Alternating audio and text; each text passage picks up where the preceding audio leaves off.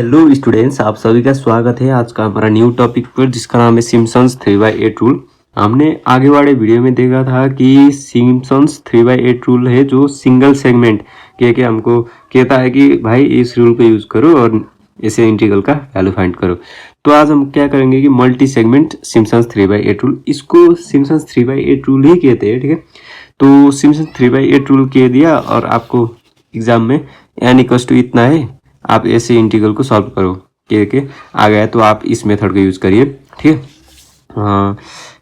थोड़ी इंट्रोडक्शन देखते हैं। इधर क्या होता है कि n जो है हमको मस्ट बी मल्टीपल ऑफ 3 में लेना होता है। 3 लीजिए, 6 लीजिए, 9 लीजिए, आपको कोई फर्क नहीं पड़ेगा। ठीक है, लेकिन आपको मल्टीपल ऑफ 3 होना चाहिए। ठीक है, इधर क्या फॉर्मूला क्या है कि 3/3h/8 y0 प्लस yn, अर्थात जो फर्स्ट वाला y फंक्शन का वैल्यू और लास्ट वाला फंक्शन का वैल्यू प्लस 2 इंटू जो मल्टीपल ऑफ 3 था उस y3, y6, y9 के बाद y12 ऐसे भी आ सकता है जब आपके पास वैल्यू है तो। ठीक है, उसके बाद 3 इंटू रिमेनिंग y। ठीक है, यहाँ क्या है b-a/n। n आप क्या ले सकते हैं 3, 6, 9 ले सकते हैं। ठीक है, a क्या हुआ फर्स्ट वाला x का वैल्यू, b लास्ट वाला x का वैल्यू। ठीक है, अभी एक एग्जाम्पल करेंगे तो आपको सब कुछ समझ में आ जाएगा। तो इधर गिवन लिखते हैं पहले। a कितना दिया हुआ है 0, b कितना दिया हुआ है 6 और जो फंक्शन का वैल्यू है वो x³ दिया हुआ है। ठीक है, तो उसके बाद आपको क्या करना है, सपोज करना है n सपोज करना है।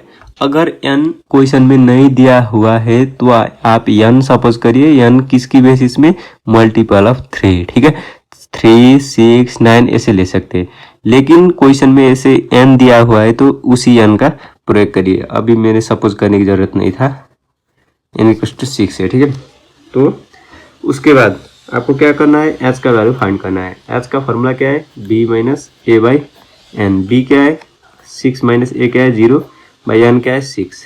6/6 = 1 आ गया।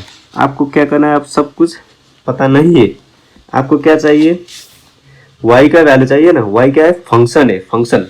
तो आप क्या करेंगे, पहले x का वैल्यू पता होना चाहिए। x0 कितना हुआ, फर्स्ट वाला x0 0। उसके बाद इंक्रीजिंग साइज कितना है h, इसमें 1 इंक्रीज करना है। ठीक है, x1 क्या होगा 1, 0 + 1 = 1। x2 कितना होगा 1 + 1 = 2।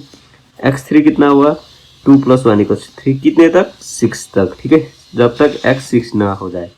x4 = 4, x5 = 5, x6 = 6।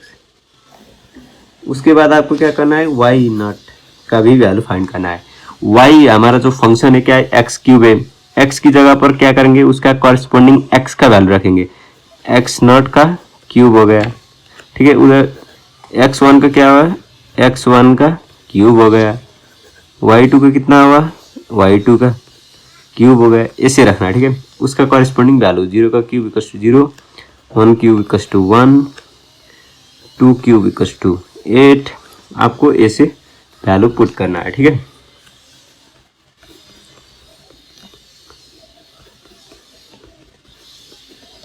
अब मैं डायरेक्ट वैल्यू लिख दूंगा। ठीक है, 4 का स्क्वायर कितना हुआ, 4 × 4 = 64। नहीं 4 का क्यूब 4 × 4 × 4 × 4, 4 × 4 = 16 × 4 = 64। y5 कितना होगा 5 × 5 × 5 125। y6 कितना होगा 216। ठीक है, आपको अभी तक समझ में आ रहा होगा। अब क्या है, अब हमको क्या करना है, y का सब कुछ वैल्यू पता है, h भी पता है, तो हम सीधे क्या कर सकते हैं, इस फार्मूला में वैल्यू पुट करके हमारा जो रिजल्ट था वो निकाल सकते हैं। ठीक है, तो उसके लिए मैं इधर i लिख देता हूँ। मेरा इंटीग्रल = 3h/8 और जो फर्स्ट वाला x0 प्लस फर्स्ट वाला और लास्ट वाला y6 plus 2 into multiple of 3। Multiple of 3 क्या है, y3 है। y6 तो ऑलरेडी हो गया। ठीक है, y6 तो ऑलरेडी हो गया। y0 फर्स्ट वाला, y6 लास्ट वाला। उसके बाद 2 इंटू मल्टीपल ऑफ y क्या है 3 का मल्टीपल में y क्या है y3 है। उसके बाद क्या है 3 इंटू रिमेनिंग क्या है y0 भी हो गया, y1 बाकी है, y2 भी रिमेनिंग है, y2, उसके बाद y3 ऑलरेडी हो गया, y4 रिमेनिंग है, y4 प्लस y5 भी रिमेनिंग है। ठीक है, अब वैल्यू पुट करिए। एच का वैल्यू कितना है 1/8। 1 कैसे आ गया? ठीक है ठीक है ठीक है, आपको समझ में आ रहा होगा मेरे को लगता है। y1 कितना है? y1 कितना है भाई? 0 है। y6 कितना है भाई? 216 है। उसके बाद 2 इंटू y3 कितना है? 27, तो 27 प्लस 3 इंटू y1 कितना है? y plus y2 8, y3 already हो गया, y4 64 प्लस y5 कितना है? 125। ठीक है, 3/8 आ गया। उसके बाद ये सब आप कैलकुलेटर में कैलकुलेट करेंगे तो इसका वैल्यू आएगा 864, 324 आ गया आंसर, जो आपका ये वैल्यू था। So resultant value of this integral is 324। So how to check this? आपको चेक कैसे कर सकते हैं? चेक करने के लिए हमको दिया हुआ जो इंटीग्रल था 6, 0 और x³ dx था। आपको एंटी डेरिवेटिव का फॉर्मूला तो आता ही होगा। x³ होगा तो क्या होगा? x की पावर 3 प्लस पावर में 1 ऐड होगा, और जो पावर 3 था इधर नीचे लिखेंगे, उसके बाद उसके भी 1 से ऐड करेंगे। x की पावर 4 बाई, इसका वैल्यू का रेंज क्या है? अपर वैल्यू 6, लोअर वैल्यू 0। ठीक है, x4/4 हो गया, इसका अपर वैल्यू 6 और 0 है। ठीक है, अब वैल्यू पुट करना है। x की वैल्यू पर 6 पुट करेंगे, 6 की पावर 4/4 माइनस 0 भी पुट करेंगे। उसके बाद 0 की पावर 4/4, ये तो 0 ही होगा, कुछ करने की जरूरत नहीं था।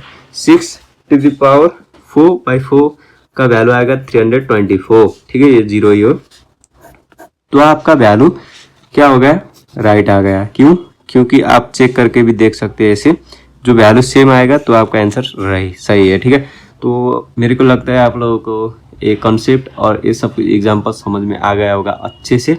कोई भी डाउट है आप कमेंट सेक्शन में कमेंट करिए, और सब्सक्राइब करिए, लाइक करिए वीडियो को, और दोस्तों के साथ शेयर भी कीजिए। मिलते हैं अगले वीडियो में। Bye bye students.